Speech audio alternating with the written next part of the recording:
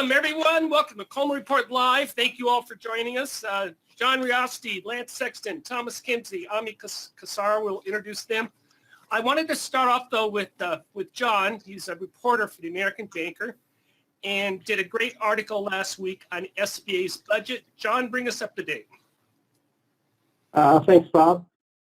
What I learned in reporting that article is that there's been some progress in some areas of the budget negotiations or the budget process, but holdups have cropped up in other areas. And where there's progress, the House has gone ahead and appropriated money to fund a subsidy for the 7A program in fiscal 2020, which I would presume means that there's really no talk or no appetite there for increased fees. So they chose to go ahead with the subsidy. They also, the credit subsidy, yes. They also chose to, or are pressing forward with the study that they talked about of the subsidy mechanism, the calculations and the process SBA uses to arrive at a subsidy decision for 7A. So on the House side, that's where things are, and that's somewhat promising. The Senate side is where the holdup has developed. Things look like they were moving towards a conclusion there, both the reauthorization process that Senator Rubio has presided over and possibly the budget as well, but some objections developed right towards the end of July about, I guess you'd call them regulatory relief provisions that Senator Rubio included in the reauthorization.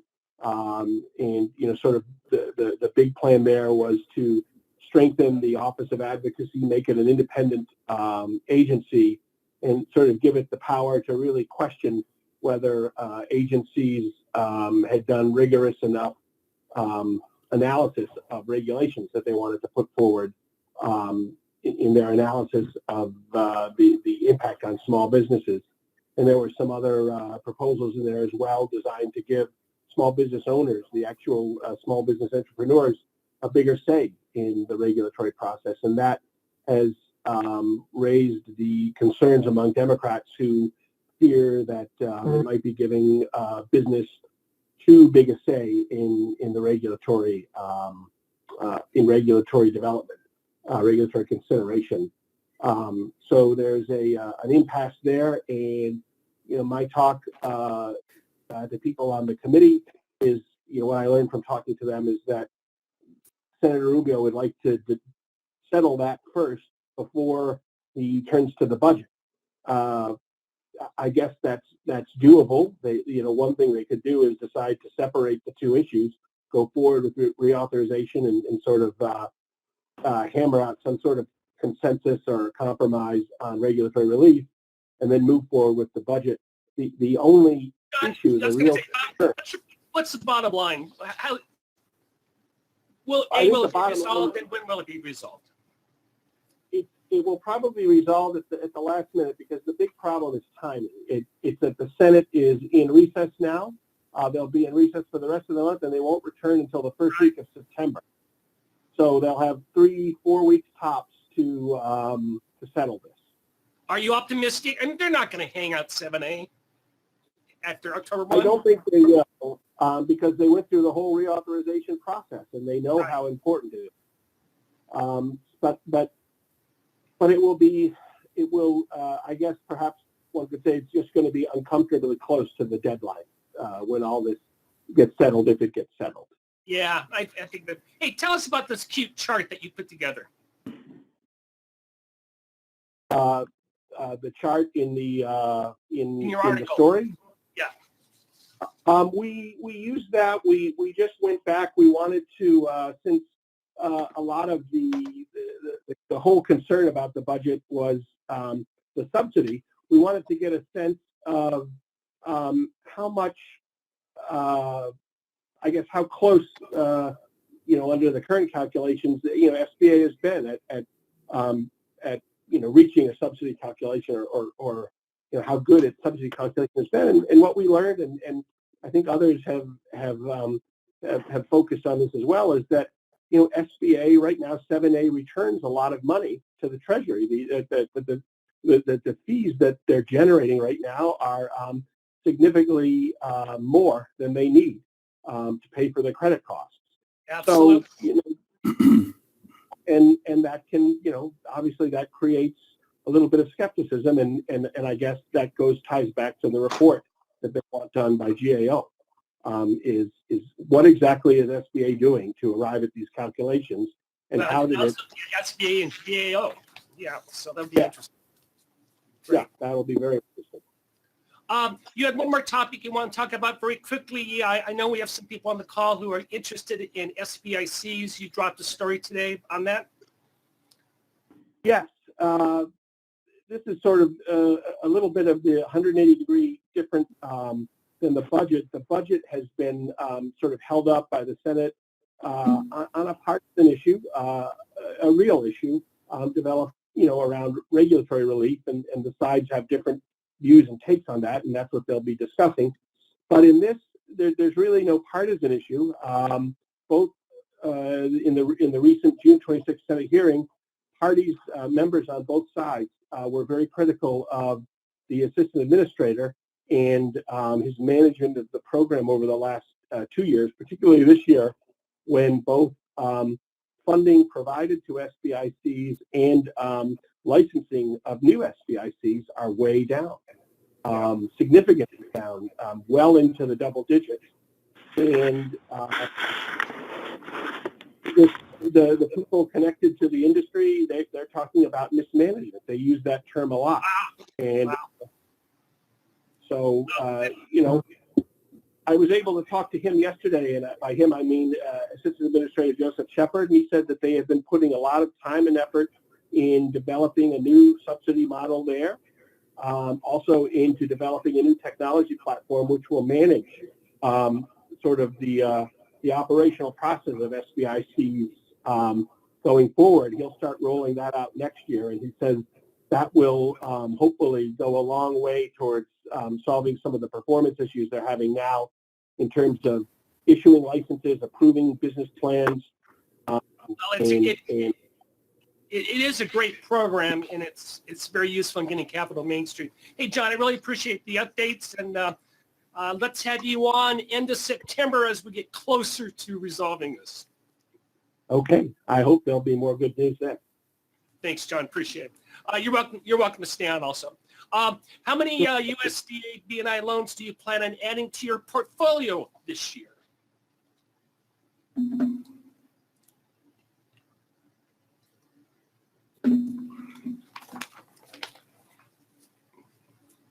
All right.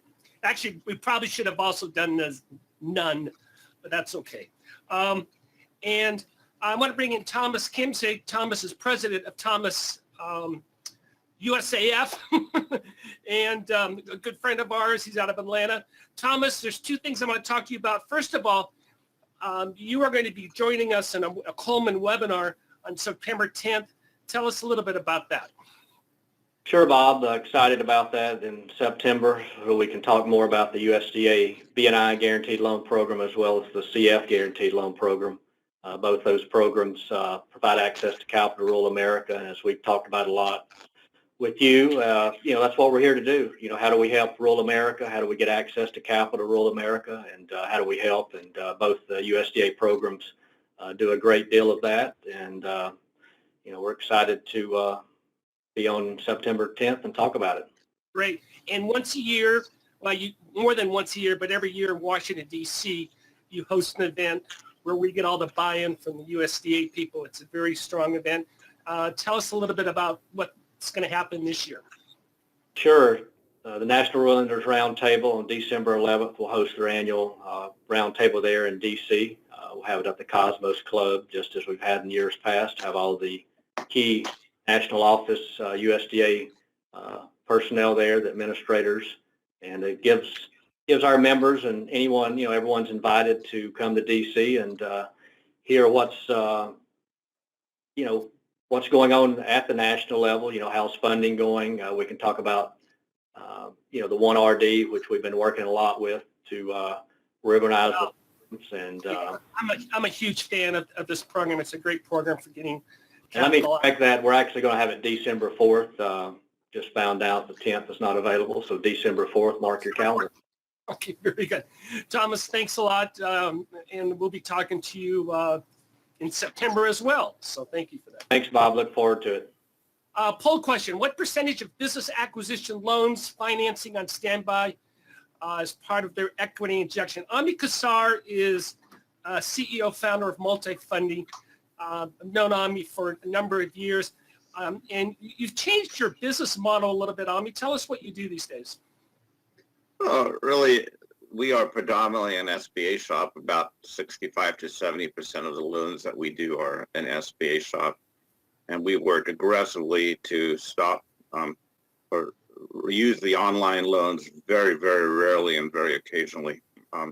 We do a lot of the loans of $350,000 or less without the lien on the house. That's a great program to help business owners get an injection into their business for working capital and growth. And do a lot of SBA transactions around the country, a fair amount of acquisition work, partner buyout, growth capital, expansion capital, etc. Well, then I comment on the poll results. Did those numbers match in line with your experience? I would say that is correct, that at least half of the folks that are doing acquisitions are using the standby as part of their down payment. Go ahead, Lance. I agree with that. Historically, it seemed like there were more business acquisition loans where all the equity injection came from guarantor cash, but lately, about 75% of the BizAc projects I've had, Bob, have included owner financing on full standby. Very good. Lance, this is for you. This is from Ben. Thank you for the question, Ben. There's good info on the budget discussion. What is the news? Do we have any news on the express and affiliated rules? Do you know anything about that, Lance? I don't, not at the top of my head. I haven't heard any news on the express program, although we have a new SOP coming out later this year, and that's probably been when we're going to see any changes or updates to the express program. I'll tell you what, we'll do a little research and we'll answer that next week. We have to do that. Hey, let's move on, Joseph. And I love doing these surveys, and we did this Monday for Main Street Monday. And I always like to talk about what are some of the issues that are facing small business. Ami, which one of those is would you choose as the most pressing? It really depends on what segment of small businesses you're talking to. But in many of our the folks we've worked with are figuring out how to push their business to the next level, which means working on their business instead of in their business, which means often that they need an infusion of money to hire a management team. And that management team allows them to start thinking about all these things. But to get, say, from that sub $1 million of revenue up there, you need to be willing to make some investments. And people are often scared to do that with cash, and they can't afford to do that with cash. And sometimes the SB Express up to $350 is a great program to help them invest in those resources, the management team, the ops person, the marketing person, some extra salespeople, and that allows them to afford it to really drive their business up to the next level. I mean, I assume you would be in the camp of let's kick Express to $1 million. Ooh, yeah. It would be good. I'd be a happy man. Bob, one of the things about this poll, it's not surprised most entrepreneurs think making enough money is the biggest concern. But I personally think they need to figure out how to control, assuming revenue is adequate, they need to control costs, and then they'll take care of number one, making enough money. Very good. Very good. Hey, Jim asked this question. I don't know the answer. Do you know how many 7A 504 SBA loans get refinanced out each year into another SBA loan? Well, Jim, there are SBA 7A loans or 504 loans that occasionally get refinanced. Now, there are some restrictions on refinancing an existing 7A loan. One of the reasons you can, let's say another institution has a 7A loan, the small business comes in and has a plan for expansion and they decline that. Then you could come in and refinance a 7A loan and provide the added money for the expansion. So that's one example of how it can be used.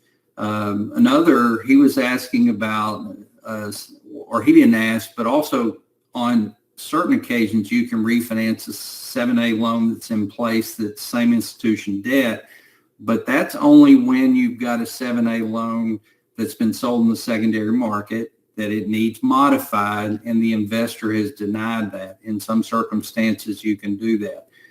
All refinance of existing 7A or 504 loans are going to have to be processed as a GP loan. So there are more restrictions. It's a little more difficult to get a 7A loan refinanced. And I wish I could tell you, Jim, but I have never seen a statistic on how many SBA loans get refinanced. Yeah. Do you have us in your shop? Have you ever done this? Yeah, we just did it, and boy, was it a pain. So you can't do it. Well, the lender, and I understand why I didn't want to do it with PLP, so they had to take it in for general processing.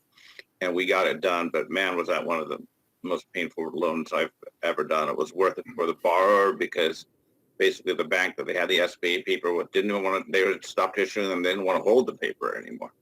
But it took an awful lot of extra work and legwork to get it finished. Hey, Lance, this is for you. An email from Kevin. Is it, as it pertains to SBA Form 159, what is reasonable and a satisfactory fee can I charge? Can I go 3 to 6%? Well, first of all, Bob, I'm going to find it very difficult for a 3 to 6% fee on packaging an SBA loan to be justified. The SOP 5010 talks about charging a fee. You have to be able to itemize your activities associated with packaging the loan and show the appropriate amount charged for that. I don't think there's any way that you're going to be able to justify a fee of 3 to 6% because you have to itemize things. You're going to have to itemize what you're charging for. In most cases, as a rule of thumb, I would say 3 to 6% would be considered excessive by SBA. Yeah, and we have the reference there for you, the SOP, page 166. I'm not going to read it all, but the big changes are there. It has to be itemized. We can't go over a fee of $30,000, and it can be a percentage of the loan, but it has to be itemized. And normally, Lance, we've talked about this. We're talking 1, maybe 2% on an exceptional basis. Well, and an important thing to note here, the itemization of a packaging fee. It doesn't matter if it's under $2,500 or over $2,500. You still have to itemize the services provided. And in doing so, if it's over $2,500, that's going to be sent to Coleman with your Form 159. If it's under $2,500, that itemization needs to be kept in your SBA loan file. But I think the biggest take is maybe you could charge a 3% fee, Bob, but you've got to be able to itemize, show the work, and show that it's reasonable. Yeah, which is going to be difficult. Very good. Any comment on that, Ami, on fees? We get paid on all of our work. We get paid commissions by the lenders and don't take fees from the borrowers. Oh, very good.